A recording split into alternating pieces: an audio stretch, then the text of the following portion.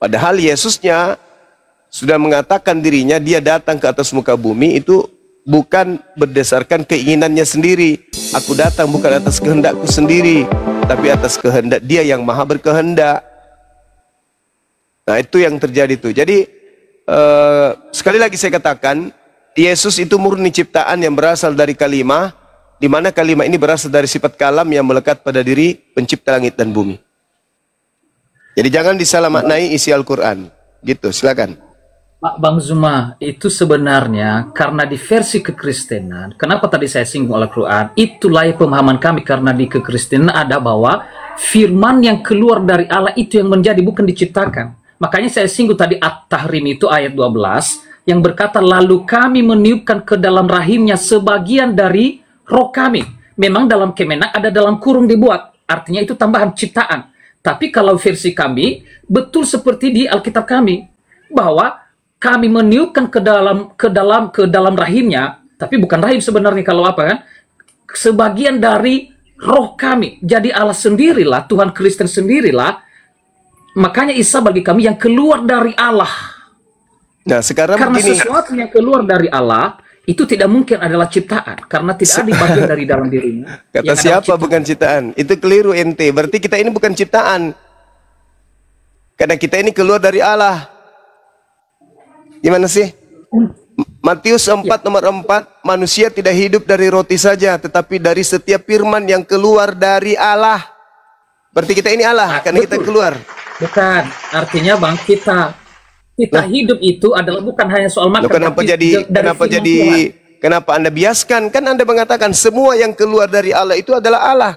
Nah, kita ini keluar dari Allah katanya, keluar dari Tuhan. Berarti kita Tuhan dong. Bukan, itu ayat itu semua, tetapi kita hidup dari firman yang keluar dari mulut Allah. Artinya yang memberikan kehidupan itu bukan soal makanan, tapi firman yang keluar dari mulut Allah. Ya, itulah roh. Itu yang berhidup. Itulah roh yang membuat kita hidup, yang keluar dari Allah. Coba Anda lihat bagaimana kalimat itu dalam Al-Quran yang Anda bawa itu. Kami tiupkan ke dalam rahimnya sebagian dari roh kami. Sekarang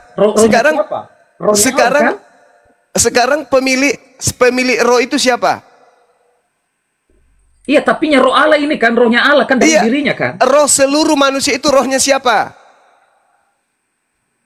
Berarti ada Allah di dalam apa namanya, di dalam orang. Bagaimana? Saya tanya, saya sederhanakan.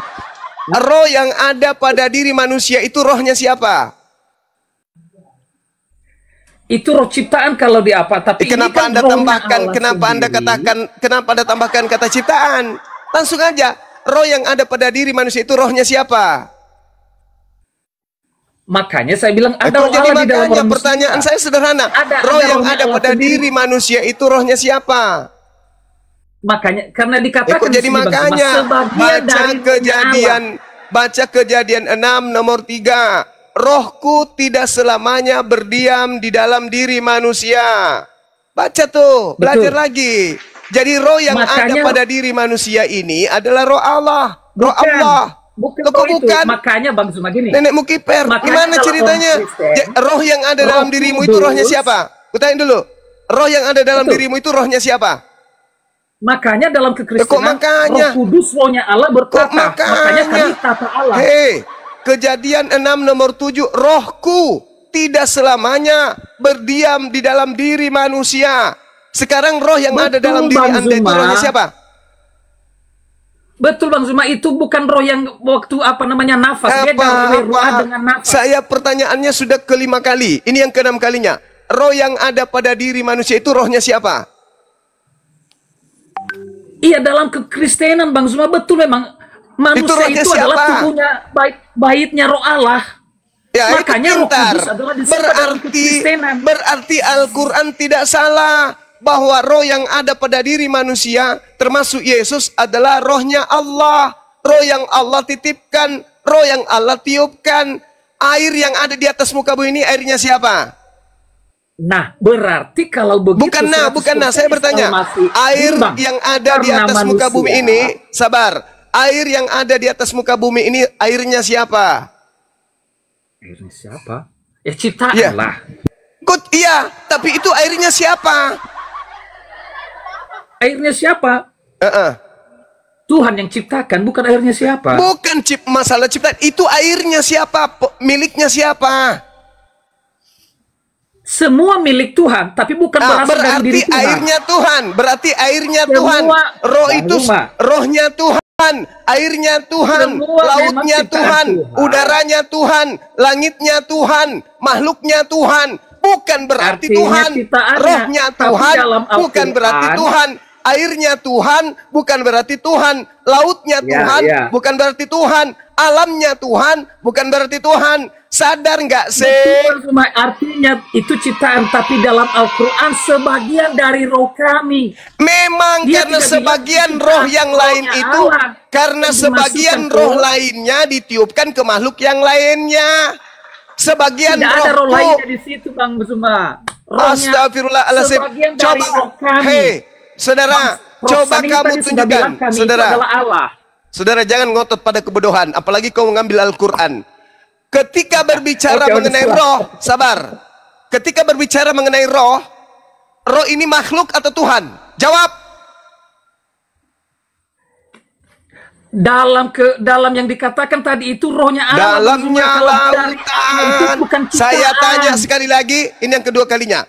Menurut perspektif Kristen, roh itu Tuhan atau ciptaan makhluk? Jawab. Dalam kekristenan memang Allah itu bersifat roh, Bang Zuma. Saya tidak Tapi, tanya itu loh.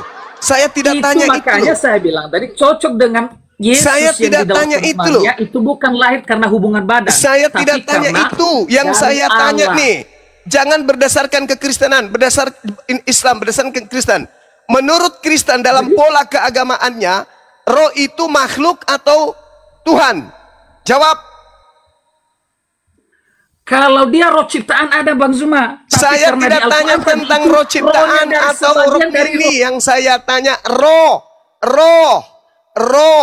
Secara garis besar, roh itu makhluk atau pencipta? Jawab.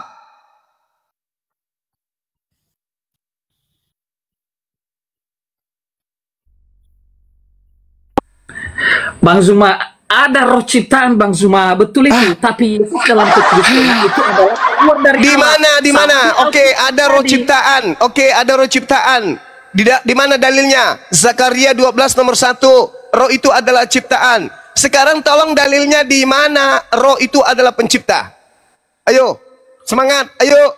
Di mana dalilnya? Yes, makanya saya bilang Yesus itu katanya kan firman Allah yang keluar dari Allah. Kok makanya? Saudara, Zakaria 12 nomor 1, roh itu adalah ciptaan. Sekarang kalau Anda Betul, memaksakan Bang roh itu Zuma. adalah pencipta, saya minta bilang dalil. tadi, Saudaraku, ada roh saya ciptaan, minta Bang dalil. Zuma, tapi Di Yesus mana beda. pencipta langit dan bumi itu adalah roh? Di mana dalilnya? Tunjukkan ke saya. Allah itu roh. Di mana itu tertulis Allah itu roh? Itu penipuan. Pak, Original teksnya oke, tidak oke. berbunyi seperti itu. Original teksnya mengatakan pneuma hotheos. Ya, pneuma itu apa? Pneuma itu roh. Ya, apa lagi Allah? Loh, pneuma itu roh atau hantu. Hotheos itu artinya merujuk kepada Tuhan, artinya rohnya Tuhan. Kan Bang Zuma tanya, yang mana dikatakan Allah itu roh dalam Di mana? Saya Di mana? tunjukkan. Di mana? Pneuma hotheos Iya. itu artinya rohnya Tuhan. Allah itu roh. Tidak ada, itu penipuan. Bukan Allah itu adalah roh. Di situ jelas. Bang Zuma, makanya saya bilang cocok dengan yang di Al-Quran. Dia bilang sebagian dari roh kami. Astagfirullahalazim. Hei, Bahlul, dengarkan saya. Original Ya, teks nanti ya. kitabmu Yohanes 4:22, di situ jelas dikatakan Yohanes 4 nomor 24. Pneuma hotheos, roh Tuhan, bukan Tuhan roh, tapi roh Tuhan. Koclok. Aku mau tanya. Kalau memang Tunggu Anda dulu, bertahan selesaikan itu bahwa dulu. Selesaikan dulu, jangan kau bertanya. Pneuma hotheos artinya apa? Allah itu roh. Di mana dikatakan Itu Allah Tuhan. itu roh, koclo? Kalau Allah itu roh, tulisannya apa? Theos ho pneuma. Jangan kau balik. Di situ jelas pneuma ho theos artinya rohnya Tuhan. Bukan, itu Anda yang menerjemahkannya seperti itu. Oh, Dinda, siapa yang bisa buka kamera di sini? Tolong suapin dedak mulutnya manusia Bahlul ini. Bisa buka Yohanes 4 nomor 24, jangan kau ketawa. Pak Ketum, bisa Cukup saya yang ketawa, Anda jangan. Biasa lah, itu kan. Siap, bentar. Kan ada bodoh, ada bahlul. Kan Kristen, identik dengan kebodohan. Yohanes Silakan dibuka 4, Dinda, 24. Yohanes 4:24. Kristen sama dengan bodoh. Jangan jadi Kristen kalau tidak mau bodoh, harus bodoh. 1 Korintus 4:10 itu. Kita buka di ini ya. Kalian itu selalu dicekok kebodohan, pembodohan, penipuan. Jangan kau seret kami ke situ, Bang. Jangan kau seret kami ke sana, jangan. Kalian aja yang bodoh sendiri. Nah, yang mau saya katakan Bang Zuma, versi kami itulah yang kami imani. Bahwa apa yang keluar dari tubuh Allah tidak mungkin ciptaan. Makanya saya setuju dengan Al-Quran, sebagian dari roh kami tiupkan ke dalamnya. Itu dia, makanya kami percaya nggak mungkin bagian dari yang keluar dari diri Allah adalah, makanya Yesus itu adalah, Isa Al-Masih itu tidak mungkin ciptaan. Kalau yang abang bilang tadi, ada Bagaimana bagian tidak mungkin daripada itu roh ciptaan? Allah. Bagaimana Anda mengatakan tidak mungkin ciptaan? Sementara dia manusia. Memang robek otaknya orang ini. Bagaimana mungkin Memang Anda dia katakan dalam Yesus itu rupa bukan ciptaan? manusia, Bang Zuma. Astagfirullahaladzim, Tapi dia dari ya roh Allah. Allah. Iya, dari roh Allah gimana ceritanya? Seluruh manusia itu berasal dari roh Allah. Tidak ada manusia itu berasal dari roh setan, kecuali rohmu mungkin. Semua kita ini adalah roh dari Oke, Allah. aku mau tanya Roh sama yang Bang ada Zuma. pada diri kita ini adalah roh Allah. Makanya dikatakan dalam kitab saudara, Baik, Allah itu roh, itu penambahan. Tidak ada kata itu di situ. Di situ theos pneuma. Apa artinya Baik, tuh? aku tanya sama Bang Zuma. Bang Zuma, yang dikatakan dalam Al-Quran, sebagian dari roh kami tiupkan. Keluar dari Allah itu ada kan yang keluar dari Allah adalah ciptaan? Yang keluar Saudara, dari pribadi. semua yang keluar dari Tuhan itu ciptaan. Bukan Ciptaannya. Tuhan. Firmannya ciptaannya. Firman yang keluar dari Tuhan itu ciptaan. Oh, firmannya ciptaannya. Keluar dari Tuhan, semua yang keluar dari Tuhan itu statusnya ciptaan. Apapun itu. Kalau pemikirannya berarti kan ini dari pemikirannya kan? Kalau pemikiran Firman itu yang tidak itu keluar, pemikirannya hei ciptaannya Bung, pemikiran Tuhan itu tidak keluar. Itu sifat, kemampuan berfirman, kemampuan firmannya ini- berfirman, pengetahuan Tuhan Firmannya itu ini- tidak keluar dari Tuhan. Kalaupun yang berdiam keluar dari sesungguhnya dia- Tuhan itu adalah firman, perkataan. Perkataan itu adalah apa yang ditulis itu adalah itu hanya untuk bisa dimengerti manusia. Namun firman yang sesungguhnya ada dalam diri Allah. Itu keluar Pikirannya nggak? nggak mungkin. Keluar nggak? Keluar nggak itu pikiran? Keluar nggak itu pikiran? Bang Zuma, Tuhan Hey. itu bukan mulut, itu hanya alat, Bang Zuma. Ini perkataan. Makanya jangan kau setarakan Tuhan dengan makhluk, koclo. Inilah kau jadinya. Makanya. Sekarang Betul. coba kau tunjukkan kepada saya apa yang keluar dari Tuhan adalah Tuhan. Mana dalilnya? Yesus bilang, aku keluar dari Allah. Nah, Maka kalau itu dia tadi keluar dengan dari Allah, apakah ayat dia Allah? Al-Quran kan? Oke, sekarang alam semesta ini keluar dari mana? Bukan, itu diciptakan dengan kun ya Hei, fayakun. kenapa lari penciptaan, bonyok? Iya. Alam semesta Makanya ini beda keluar dari ciptaan, mana? Bang Hei. Zuma. Hei. Beda dengan dia berfirman. Alam jadilah semesta ini jadi. keluar dari mana? Bukan Hei, keluar dari Allah. Itu Dari keluar dari itunya, setan. Itu yang beda. jadi keluar Bukan. dari setan. Diciptakan dengan kuasa firman, bukan firman yang Dengar, ketika alam semesta ini hendak diciptakan, apa yang keluar dari Tuhan? firman apa yang yang keluar? menciptakan, bukan Apa firman yang menjadi keluar dari ciptaan. Tuhan? Misalnya Tuhan ingin menciptakan matahari. Apa yang keluar dari Tuhan? Jawab. Hanya diniatkannya, difirmankannya, Nah, itu difirmankan. Sebelum Maria hamil, apa yang keluar dari Tuhan? Kulempar juga nanti mangkok ya. Sebelum Maria hamil, apa yang keluar dari Tuhan? Makanya Bang Zuma, Kau Yesus jawab itu sesuai dengan adalah pertanyaan, bonyok. Roh Tuhan, dengar. Roh Tuhan turun atasmu. Memang kau ini, Artinya roh Tuhan, Bang. memang kau ini pantas untuk dicaci. Memang bahlul kau ini. Gatal itu saya. Yang keluar dari Tuhan sebelum Maria hamil apa?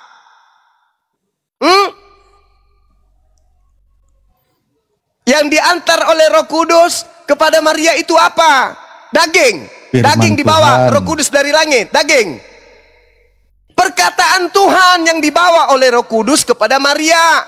Hei Maria, ya paman, ini ada perkataan dari Sang Yang Maha Tinggi. Apa katanya perkataannya? Kamu harus hamil dan melahirkan anak bernama Yesus. Selesai.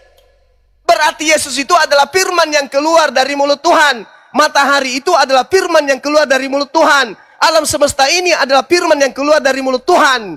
Banyak. Yesaya 55 nomor 11. Segala firman yang keluar dari mulutku tidak akan kembali kepadaku dengan sia-sia. Sebelum apa yang aku inginkan itu terjadi sesuai dengan apa yang aku mau. Mazmur 33 nomor 9. Aku Tuhan hanya memberi perintah, maka semuanya ada. Aku hanya memberikan perintah, maka semuanya jadi. Innama amruhu idza arada syai'an ayyakula lahu kun fayakun. Fahlul. Dongok. Makanya kurangi makan B2 biar kau waras. Nah, di depan guruku kumaki kau kan? Ha, mampus. Maaf guru, bercanda. Oten memang harus digituin. Bahlul. Yang jadi matahari adalah firman yang keluar dulu, baru jadi matahari. Terus Yesus apa yang keluar dari mulut Tuhan? Daging, keluar dari langit, jatuh dari langit, jadi orok dari langit. Begitu sampai di bumi sudah berkumis, gitu. Dasar kampret.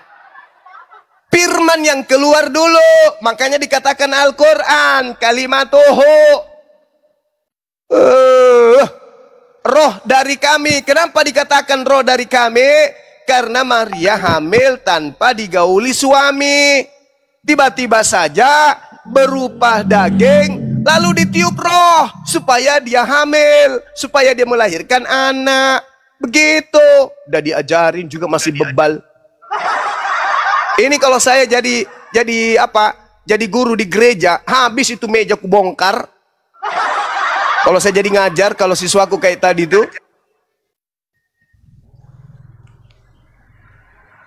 Untung pendetanya ndak ngajarin cerdas. Kalau pendetanya ngajarin cerdas, habis meja-meja. Lanjut teman-teman. Saya pun juga mau banting ini HP tadi. Orang ada hidup kayak begitu. Beranggapan Tian itu adalah RK, tapi kelihatannya iya sih secara. Ngeyel. Oke, Pak Minho, selamat sore. Bukan ya. Oke, sore. Pak Leminho, ya sore, silakan, Bang. Iya. Iya.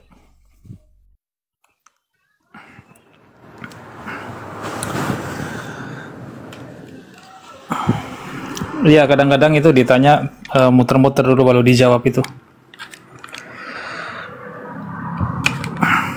Siapa, Bang? Ya, si Tian itu.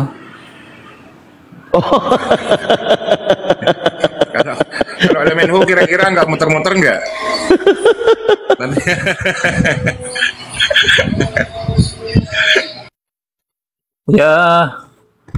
Ya kalau berdiskusi berdebat ya harus berani jujur lah, harus berani. Harus jujur ya, Minho. Ya. Silakan Gurunda. Iya, masih saya nih. Siap.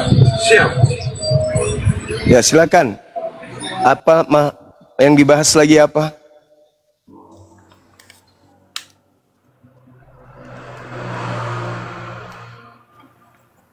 Ada Pak Leminho, silakan mau store KTP atau mau tanya apa nih? Sebelum store KTP lah, silakan. Mau syahadat Bang Leminho. Guru kita ini kaget-kaget dia. Waduh, turun kabur. Iya. Mungkin kita ambil poinnya tadi ya, Bang Zuma Gurunda ya. Silakan. Yang keluar dari Allah itu ciptaan atau dia pencipta? Pak Leminho, muter nggak kamu? Silakan.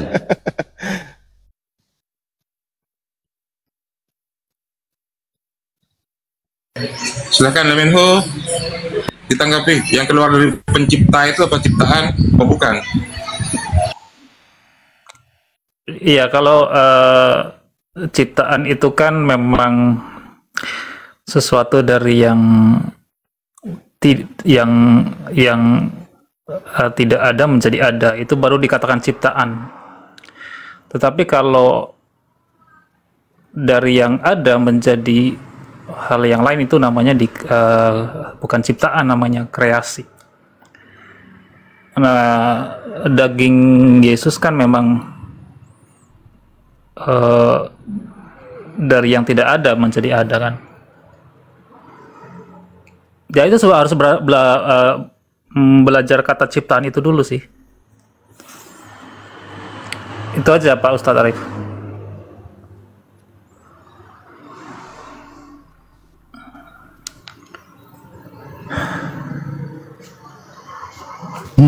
Kayaknya sambil bercermin, mungkin lipstiknya belum selesai. Ya, maksudnya kan gini loh Pak. Jadi kalau tadi kan contoh firman yang awalnya bukan daging dari Tuhan menjadi daging kan gitu. Firman itu menjadi manusia. Maka manusia, daging ini kan awalnya tidak ada, lalu menjadi ada. Maka yang awalnya tidak ada menjadi ada, maka di situ adalah sebagai ciptaan Tuhan. Gitu ya, kesimpulannya clear, selesai, damai. Oke, selesai diskusinya. Lanjut.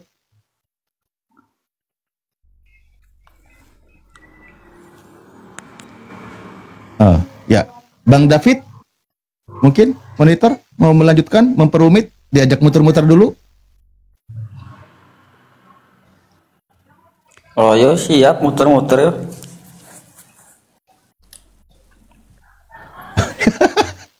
Apa sih yang mau diputer sama dia?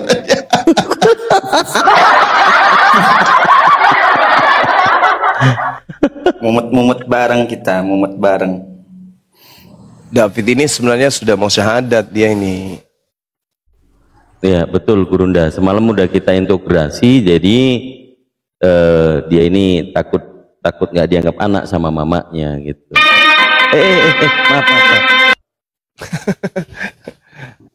Takut tidak dianggap anak gitu. Iya. Kan mamaku bilang besok gereja jam 9. Ya mak, kataku. Ya. Yain aja lah. Tapi tidak pergi. Pergi, cuman belok ke tempat batak.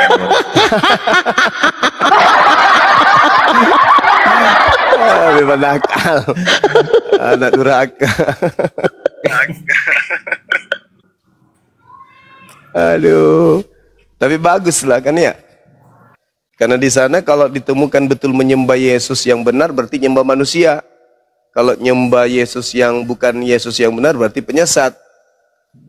Karena Tuhan tidak pernah bernama Yesus. Pencipta langit dan bumi itu tidak punya gelar Yesus, nggak ada gelar itu. Ya, jadi sudah benar itu, hindari aja. Nanti kalau sudah dengar suara azan, nah mending ke situ.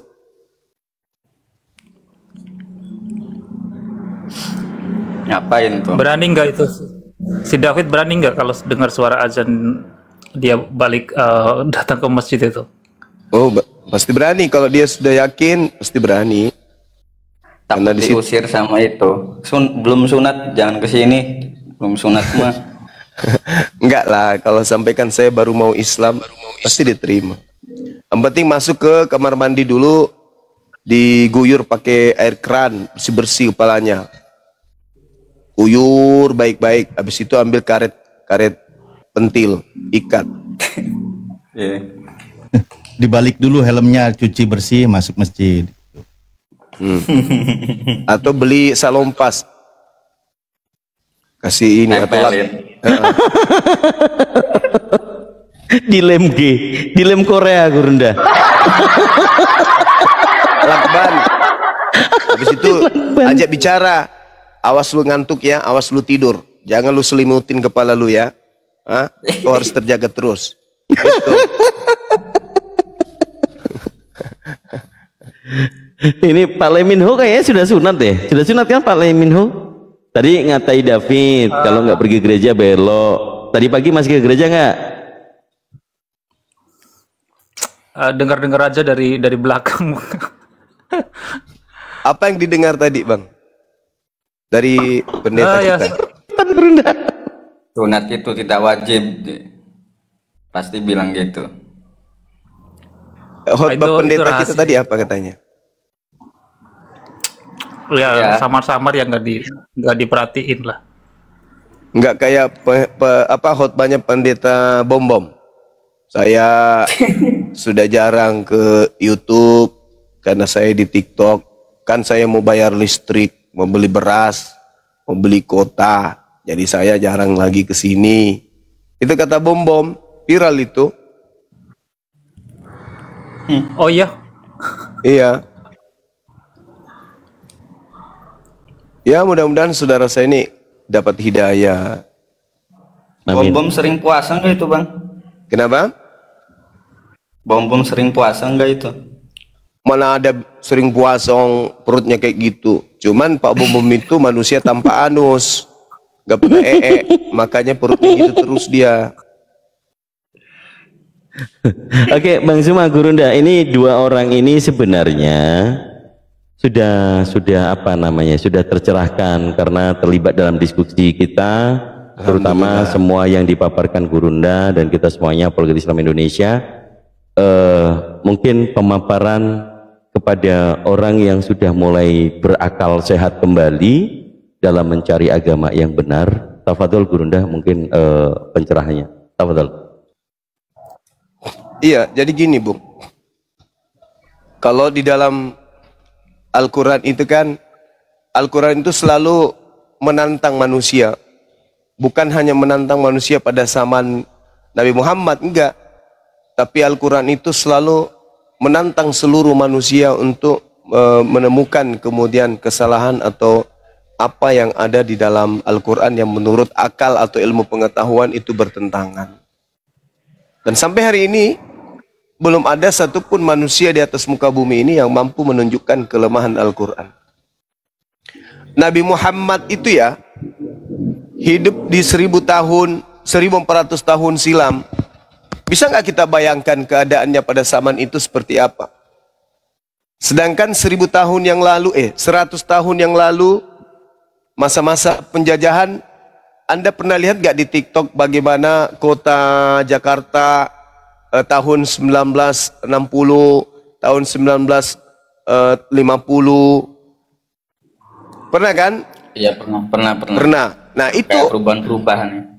itu berapa puluh tahun lalu, masih keadaannya sangat luar biasa, masih boleh dibilang sangat tertinggal, bukan? Itu 50 tahun, belum cukup 100 tahun.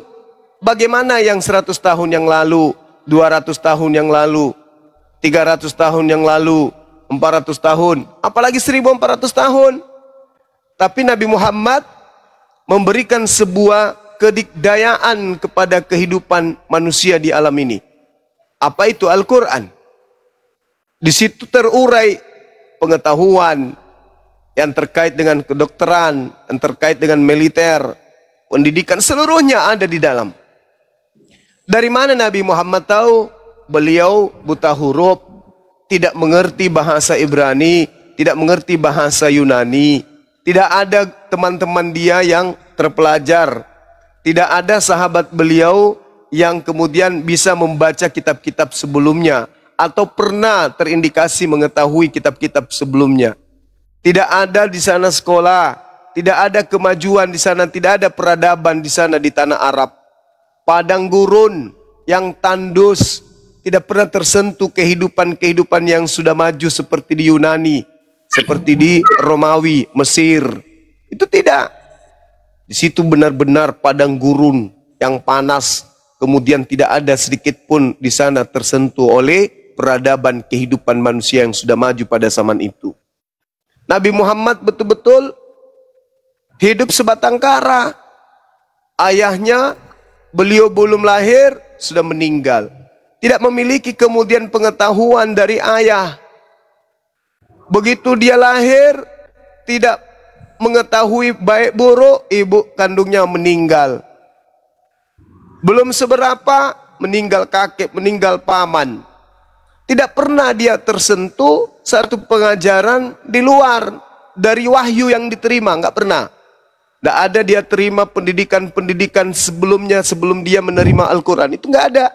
Tidak ada kemudian tokoh yang datang kepadanya mengajarkan ilmu.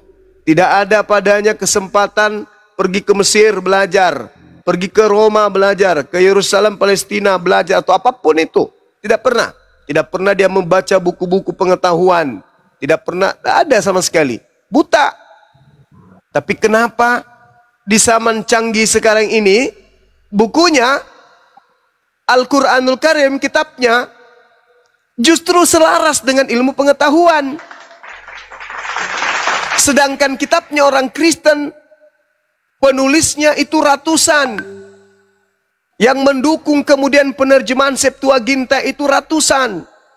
Dari kerajaan ke kerajaan, dari era ke era, dari zaman ke zaman, dari peradaban ke peradaban, dari ilmuwan ke ilmuwan.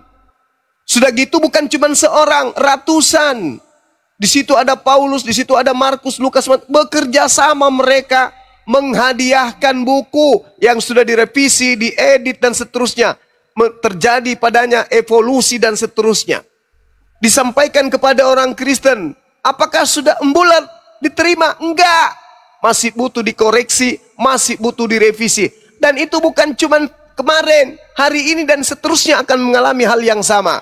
Berarti ada perbaikan, ada perbaikan, ada perbaikan, ada perbaikan, ada penyempurnaan, ada editing, ada revisi, ada koreksi. Di situ sudah banyak orang, kitabnya adalah kitab orang yang berilmu, orang yang paham tentang duniawi, para ilmuwan, pakar sains, semuanya beriman, percaya kepada Bible. Tapi yang terjadi, harus direvisi, harus dikoreksi, harus direvisi, harus dikoreksi. Itu bukti bahwa kitab saudara bukan firman Tuhan. Kenapa? Yang memegangnya adalah orang pintar, yang memegangnya adalah orang cerdas, orang yang hidup dari zaman peradaban, hidup di mana era mereka sudah punya pengetahuan yang hebat, bahkan mereka disebut sebagai ahli filsafat, ahli kedokteran dan seterusnya. Tetapi begitu mereka membuat kitab yang mereka anggap suci, masih butuh direvisi, masih butuh dikoreksi. Mereka ratusan bahkan ribuan. Nabiku seorang diri. Ada yang pernah mengoreksi kitab sucinya? Ada ilmuwan yang ditemukan, ada ilmuwan yang menemukan satu disiplin ilmu yang bertentangan dengan Al-Quran? Tidak ada. Para ilmuwan menemukan kemudian alat yang bisa mendeteksi apa yang ada di perut bumi. Nabi Muhammad menguraikan 1000 tahun, 500 tahun yang lalu. Jadi apa yang kemudian bisa diragukan? Hanya kufur. Makanya orang Kristen itu disebut kafir. Apa itu kafir? Orang yang bebal, yang solim, yang otaknya tebal, mukanya tebal, susah cahaya nembus masuk ke hatinya. Mereka tutup rapat-rapat.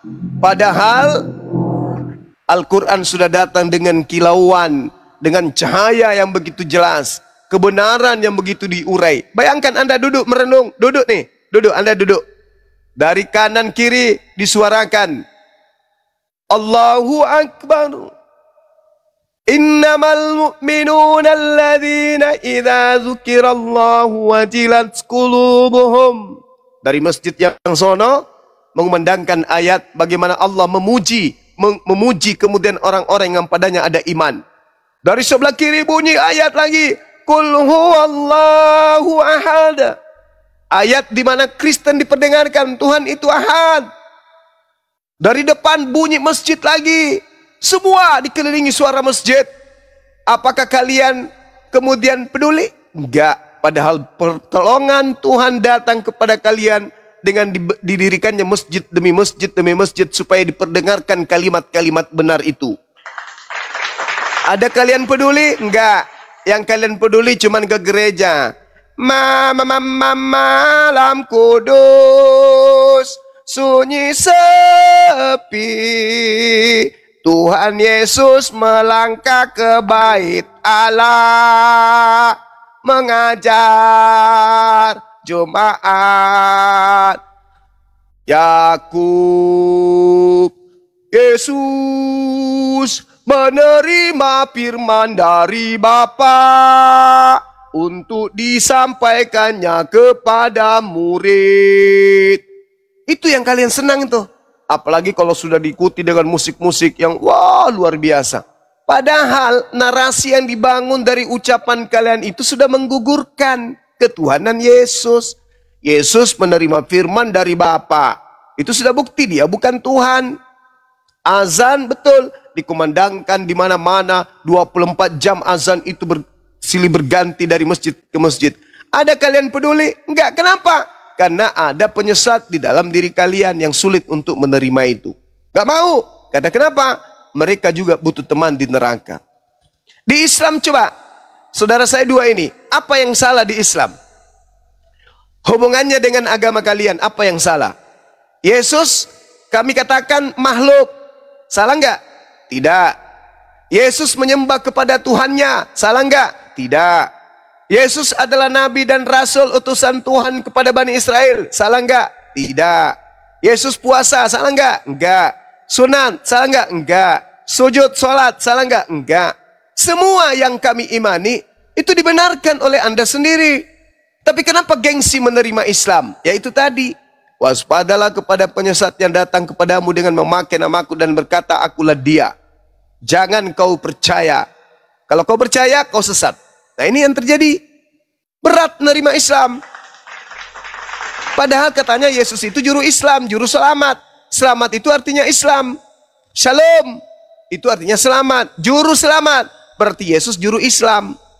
Kenapa enggak ke Islam? Sedangkan Yesus adalah juru Islam.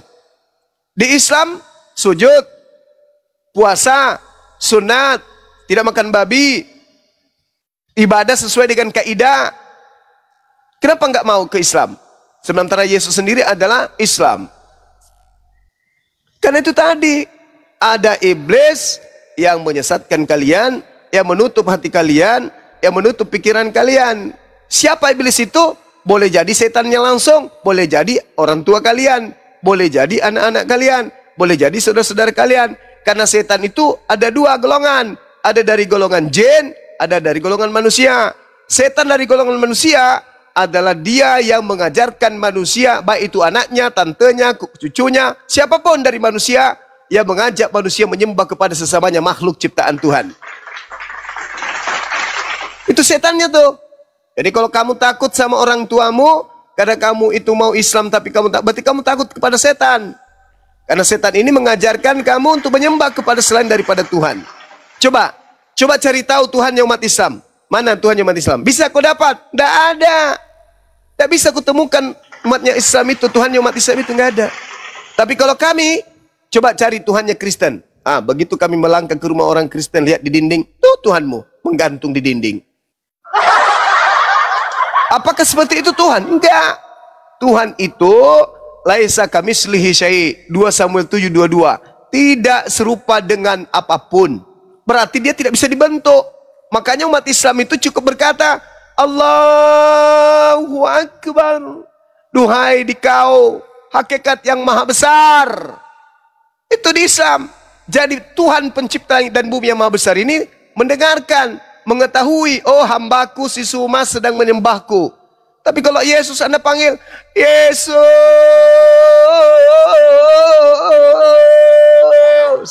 Yesus dengar enggak? Enggak. Karena Yesus manusia. Jangankan dia mendengar dari sini sampai ke langit, kamu dengan Yesus jarak 1 kilometer kau panggil, Yesus, enggak akan balik. Kenapa? Dia manusia, dia makhluk, punya keterbatasan. Tapi kalau Tuhannya umat Islam, ya Rabb, ya Allah, dengarkan doa kami. Ya dengar, karena dia Allah yang maha mendengar. Annallahu sami'. Sesungguhnya Allah itu maha mendengar. Yesus ada nggak maha mendengar? Sampai Anus Murobe panggil namanya, dia tidak akan dengar karena dia bukan Tuhan.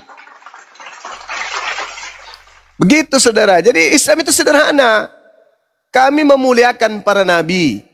Kalian diajarkan menghina para nabi. Coba baca Bible tuh. Seluruh nabi-nabi dihinakan di situ.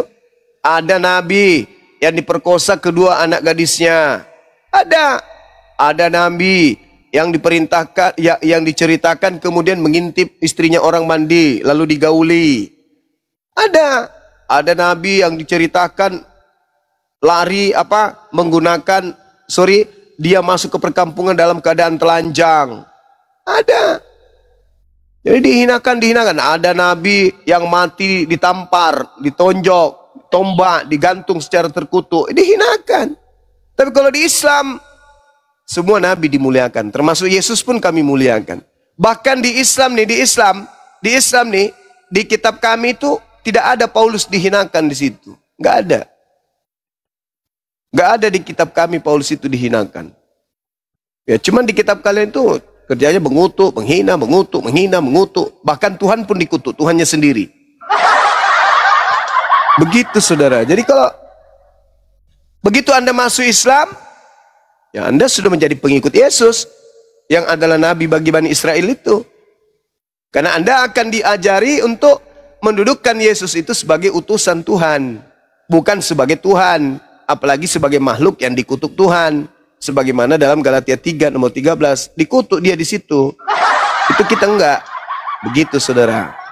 Ayo hentikan saya sebelum saya sampai maghrib ini bicara terus ini. Allah, luar biasa. Ya, jadi poinnya ini ajakan. Sebagaimana kami umat Islam mendakwakan kebenaran Islam, yang kami ketahui api neraka itu isinya adalah manusia dan batu. Kalau manusia itu ternyata Bang Lee Min Ho dan David, maka kita sebagai sesama manusia, ayo marilah buka hati yang menjadi penutup hati kalian yang disebut kafir, supaya tidak ada istilah kafir. Terima Islam. Kami hanya mengajak, tidak memaksa, karena Islam la ikraha fidin. Tapi kembali lagi, semuanya kita kembalikan kepada saudara berdua, maupun ada Pak Nasi Padang yang sedang mencari juga. Tapi kembali semuanya ke hak prerogatif David maupun Pak Lee Min Ho. Ya, mungkin Gurunda, silakan. Saya sedikit mau. Ya, silakan. Pada waktu tahun 2000, saya dari Filipina kembali ke Indonesia melakukan dakwah kristologi dari Aceh sampai dengan Maluku. Sudah itu, setelah saya sudah berkeliling Indonesia, lalu ada kengerian di dalam hati saya. Saya selalu terngiang-ngiang bahwa akan saya diadili oleh Tuhan. Hai Munir, kamu sudah punya ilmu yang mumpuni, berjalan dari ujung barat sampai ke timur. Sekarang kalau andai kata Anda tiba-tiba dipanggil oleh Allah, siapa yang akan menggantikanmu? Oh, itu saya ngeri sekali. Saya ngeri sekali. Selalu di mana-mana saya ditanya begitu. Tetapi ketika memasuki tahun 2020, tahun 2000-an, kemudian disitulah saya mulai perlahan-lahan muncul para kristolog muda. Ya, jadi ini saya seakan-akan menjawab kengerian saya, permohonan saya. Ya Allah, bagaimana saya, mudah-mudahan ada yang akan menggantikan saya. Dan ternyata doa saya itu diijabah oleh Allah Subhanahu Wa Taala dengan hadirnya Pak Zuma, Donditan, siapa lagi? Itu si Ambon itu dan lain-lain. Ustaz Kainama. Ya, Ustaz Kainama. Oleh sebab itu sekarang andai kata pun Allah memanggil saya akan tersenyum bahwa penggantiku jauh lebih hebat daripada saya. Allahu Akbar. Allah. Merendah beliau, Masya Allah. Masya Allah. Allah. Ya, terima kasih Prof. Sanihu. Ya, saya rasa itu ungkapan dari hati ya Gurunda. Jadi insya Allah kami akan istiqomah bersama dengan Gurunda kami dan para ustadz yang lainnya, memang berdakwah kristolog lebih utama, karena jalan ini sekaligus membentengi umat supaya paham tentang kekristenan. Masya Allah, jazakumullah khairan kasir Profesor Sanihu Munir. Saya tambah sedikit. Ya, monggo silakan. Orang kan selalu mengatakan, kenapa Islam itu menggaruk-garuk agama lain? Ya, jadi ini andai kata Islam itu tidak hadir di muka bumi ini, barangkali ada 5 juta, 6 juta yang kafir. Tetapi dengan adanya datangnya Islam yang dibawa oleh Muhammad SAW yang menyempurnakan Islam itu disempurnakan, maka kemudian hal itu merupakan nikmat dari Allah Subhanahu wa taala dalam ya begitulah. Siap, Masya Allah. Izin kembalikan lagi kepada 2 orang Kristen yang masih Kristen ya, tapi sebenarnya kelihatannya sudah bukan Kristen lagi. Ini Profesor Sanihu ya. Pak Leminho, boleh langsung dikonfirmasikan setelah pemaparan sekaligus dakwah kebenaran tentang Islam yang disampaikan oleh gurunda kami Bang Zuma, kira-kira apa yang mau di-feedbackkan? Kenapa masih tetap di dalam keambiguan beragama? Di Kristen ternyata tidak begitu, di Islam masih belum. Silakan Pak Liminho dulu, silakan monggo. Iya, pertama memang perlu kita tahu bersama lah.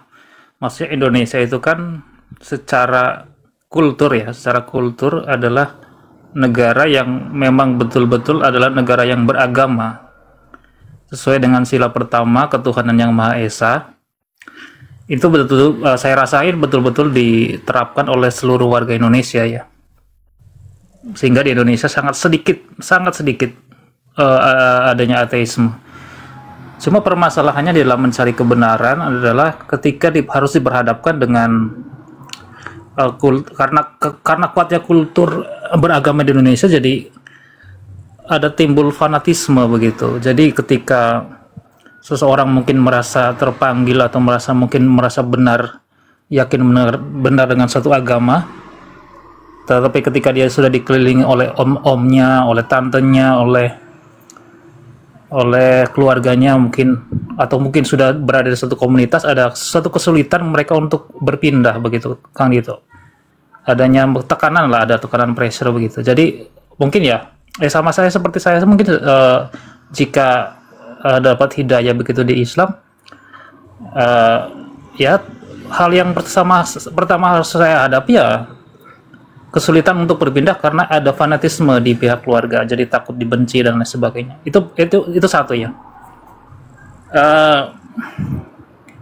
Yang kedua mungkin kenapa belum di Islam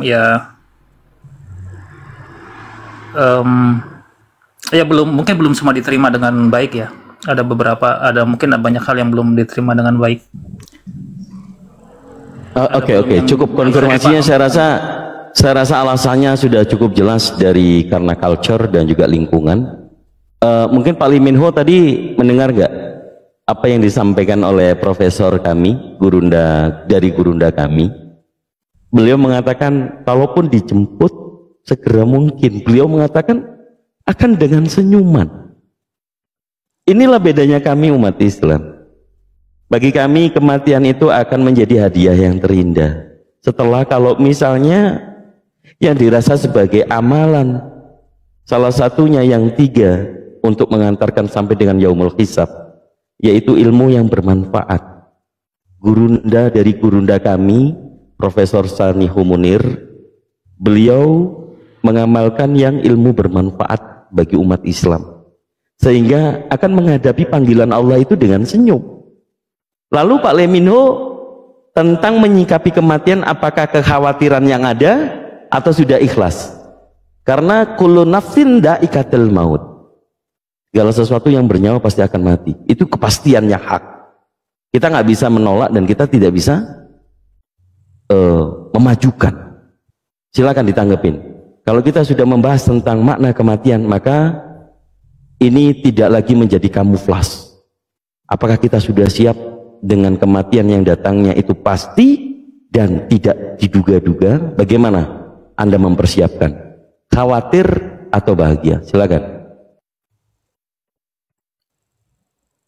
Ya lebih pada akhirnya yang berada dalam persimpangan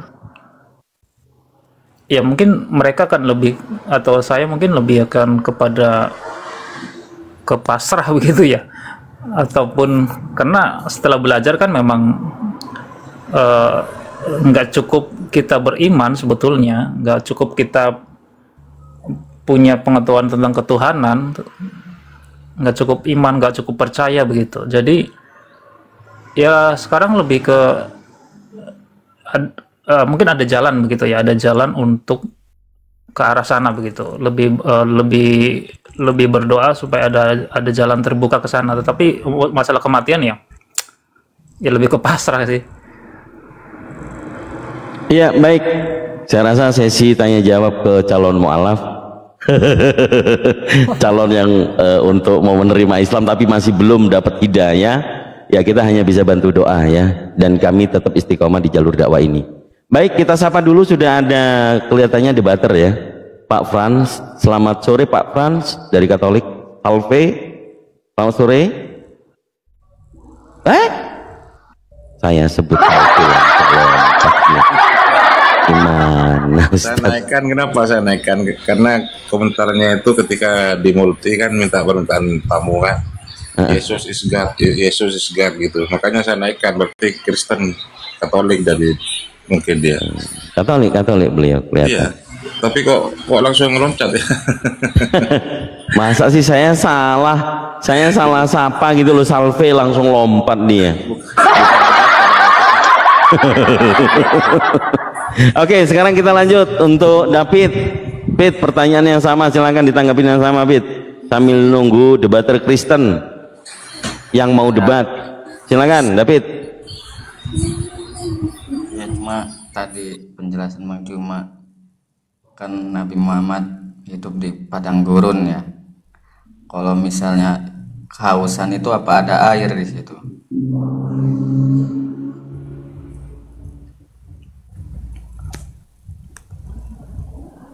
Jadi maksudnya lagi bertanya, apakah Nabi Muhammad kalau haus ada air nggak di sana gitu? Iya. Lah, kan di Mekah ada sumur Zam-Zam. Oh ada. Wah, ada. Wah, kurang literasi ini. Oke, silakan. Mungkin tanggapannya tadi setelah dikasih pencerahan oleh Bang Zuma, apa tanggapannya? Silakan.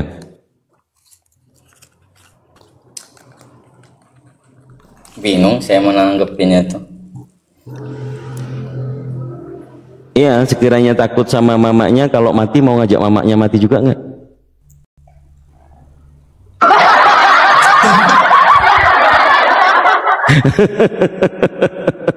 Saya bukan mengajari untuk tidak taat kepada orang tua, tapi kebanyakan kami yang mu'alaf ya, kami semakin diajari untuk menghormati orang tua meskipun berbeda keyakinan.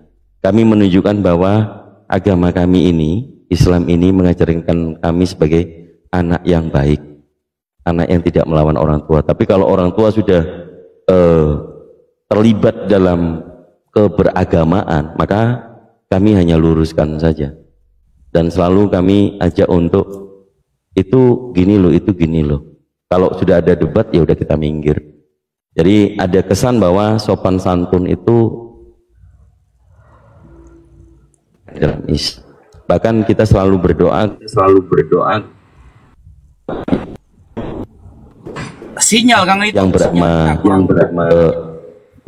Putus Kang itu. cek.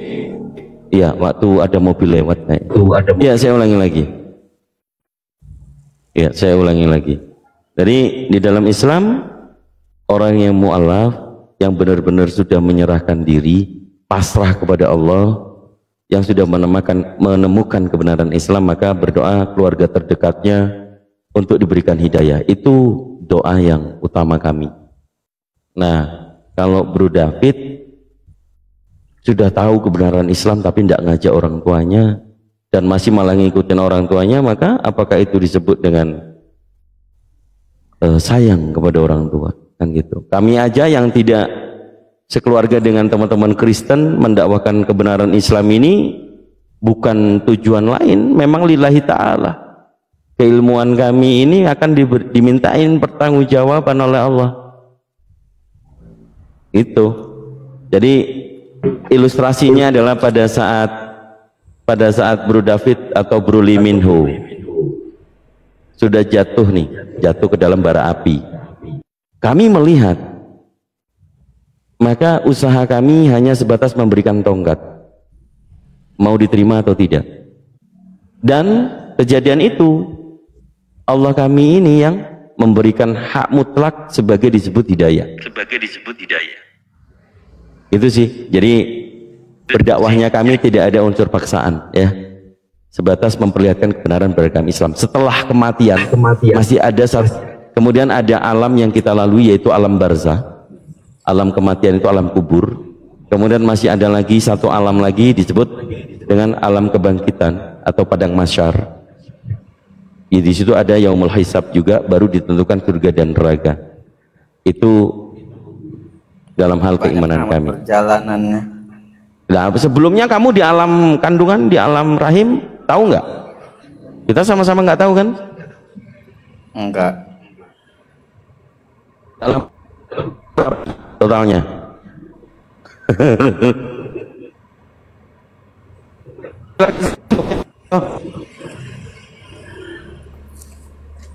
Sinyal Kang Dito, sinyal. Ya, silakan mungkin diambil alih dulu sambil nunggu Gurunda ada tamunya dulu. Izin saya tambahkan sedikit ya. Monitor Bang Lee Min Ho, Bang David. Iya, silakan. Iya, apa yang disampaikan tadi Bang Dito itu sangat luar biasa ya. Jadi saya sepakat dengan itu. Nah, kita ambil contoh sederhana tentang Adam alaihi wassalam diturunkan ke muka bumi ini. Itu Allah subhanahu wa ta'ala itu tidak memberikan fasilitas seperti rumah yang mewah, tidak. Kemudian Allah tidak memfasilitasi pakaian yang mewah. Allah tidak memfasilitasi kendaraan yang mewah. Tapi apa kemudian yang difasilitasi oleh Allah subhanahu wa ta'ala kepada Adam alaihi wassalam? Yang difasilitasi adalah sebuah konsep hidup. Itu dijelaskan dalam surah Al-Baqarah ayat 38. Qulna habitu minha jami'ah. Turunlah kalian ke bumi. Fa imma ya'tiyannakum minni huda, ketika sampai ke bumi maka ikutilah konsep hidup itu. Karena konsep hidup inilah yang menghantarkan kita kepada kebahagiaan di dunia dan di akhirat. Makanya lanjutan ayat itu dikatakan fala haufun alaihim walahum yahzanun. Karena dengan konsep hidup yang diajarkan oleh para nabi sehingga kita merasakan ya kedamaian, bertuhankan Tuhan yang benar, konsep hidup yang benar, dan kematian kita menjadi kematian yang benar pula. Nah, intinya di situ konsep hidup yang harus benar. Nah, setiap nabi dan rasul diutus ke muka bumi ini oleh Sang Pencipta alam semesta, dibekali dengan konsep hidup. Satu contoh, Nabi Musa alaihi wassalam dibekali dengan Taurat. Dibekali dengan Taurat, dan Taurat ini Islam, Kristen, dan Yahudi pun mengakui bahwa itu adalah sebuah konsep hidup yang harus diikuti oleh kaumnya. Supaya apa? Supaya mereka beragama yang benar, bertuhankan Tuhan yang benar. Lalu kemudian diutus nabi-nabi lagi dan rasul seperti Nabi Isa alaihi wassalam yang disembah oleh Kristen. Sebenarnya membawa Injil sebagai konsep hidup.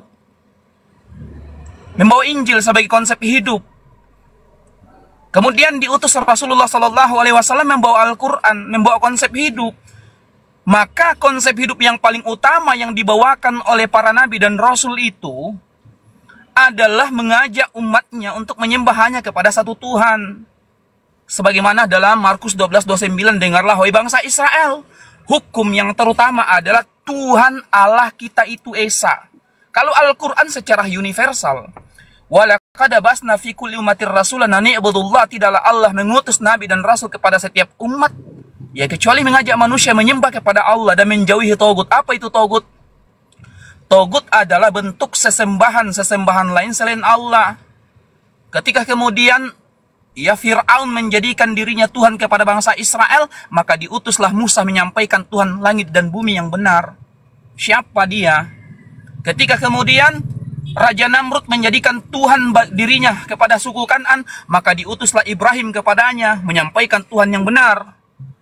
Ya, ketika kemudian Nabi Isa alaihi wassalatu wassalam dijadikan Tuhan oleh kaumnya, maka setelah itu diutuslah Rasulullah sallallahu alaihi wasallam membongkar semuanya itu. Laqad kafara alladzina qalu innallaha salisu.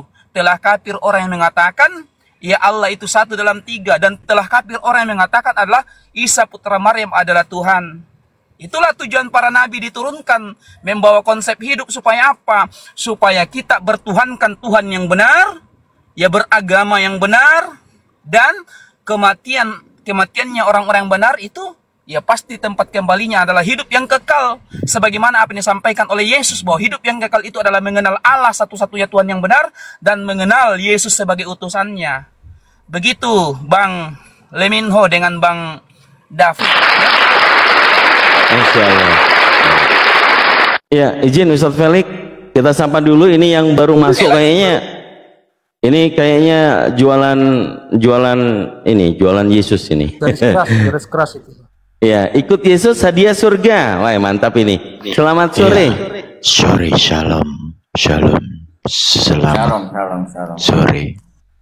Ya, silakan. Ya, salam toleransi juga, Bang. Ini menarik ini, ikut Yesus hadiah surga. Ini janji, kepastian, atau seperti apa? Silakan, nanti mohon Gurunda langsung tanggapin ya. Tafadhol, silakan.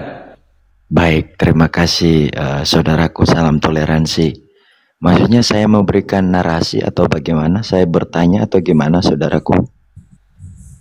Sesuai dengan username Anda, ikut Yesus hadiah surga, tentang pemahaman yang Anda bawakan ini mohon bisa dipaparkan supaya dua orang yang di atas komal ini, David dan Leminho, kembali dengan kepercayaan Kristus, pengikut Kristusnya gitu. Silakan. Oke, baik, terima kasih kesempatan. Salam hormat buat semuanya. Berdasarkan username yang saya kasih, ikut Yesus hadiah surga, karena memang itulah tujuan kedatangan Allah menjadi manusia, untuk memberikan keselamatan kekal kepada manusia yang berdosa.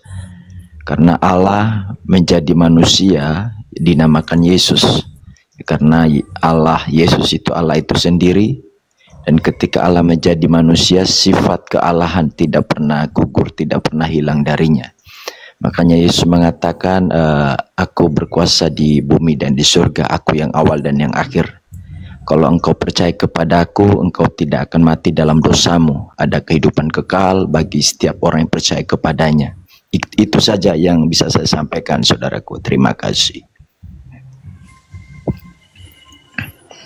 Monitor. Iya, Bang Suma belum monitor Kang Dito.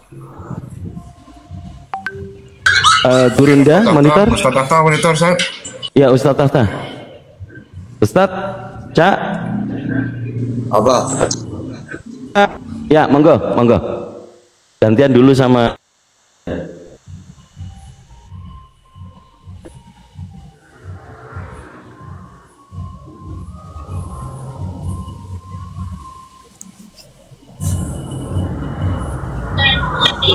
Bahasa apa? Bandeng. Ya. Ya, barusan pemaparan. Ya, silakan Ustaz. Oke, saya tanggapi dulu karena Ustaz Tahta kayaknya lagi sholat Kang Dito. Monitor Ustaz Tahta, sholat Ustaz Tahta. Iya ya. Monitor, ada sampai deh. Oh ya.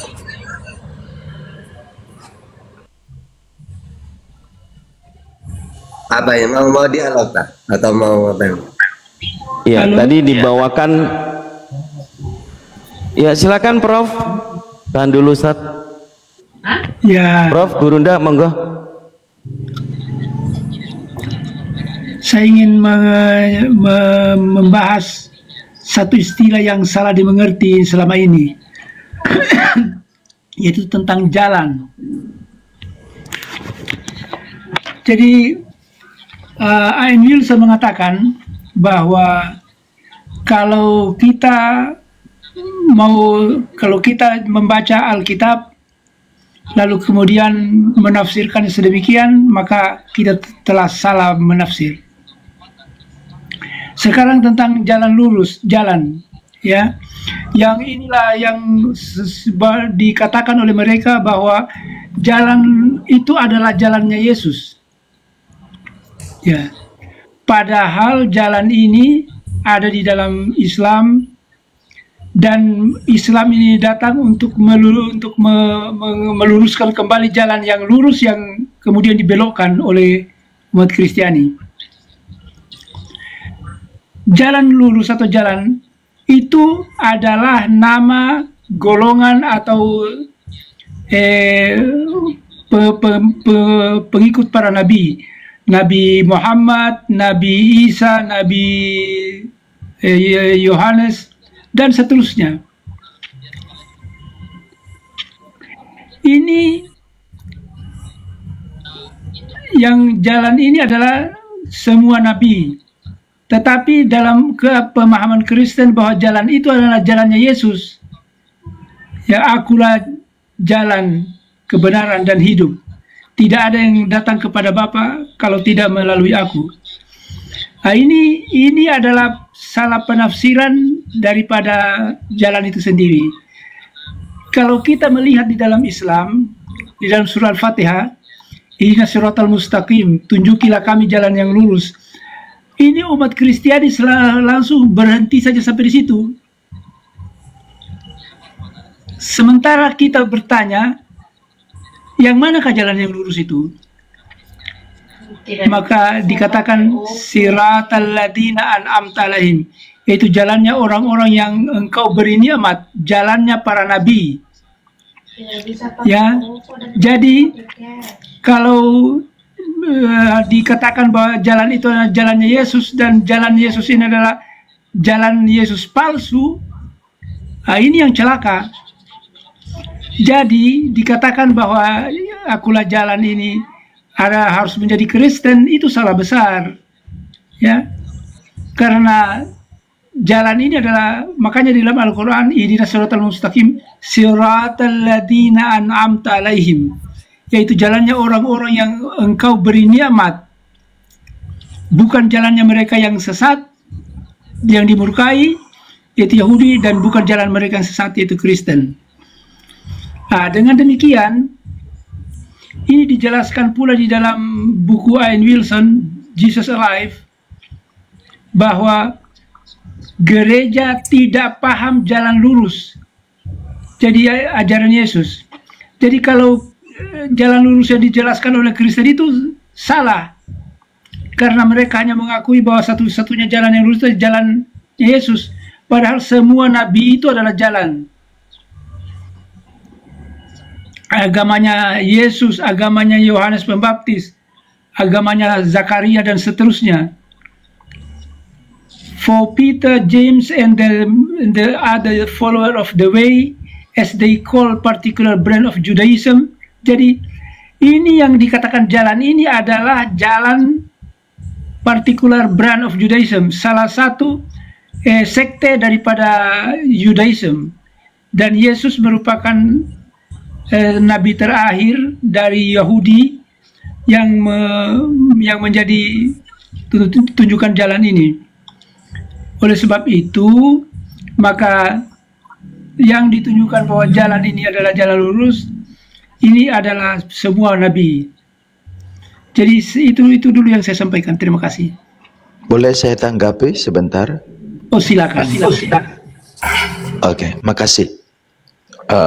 Terima kasih narasinya Pak Sanihu, karena tadi ketika saya mendengarkan narasi Bapak yang mengatakan bahwa jalan yang dimaksud dalam Yohanes 14 ayat 6 adalah jalan para nabi, ya, maka kita melihat Yesus sendiri yang berkata akulah jalan. Nah, pertanyaan saya, di mana data yang menunjukkan bahwa para nabi itu juga jalan? Ada nabi siapa yang pernah mengatakan akulah jalan? Boleh disampaikan kepada kita, Pak? Terima kasih.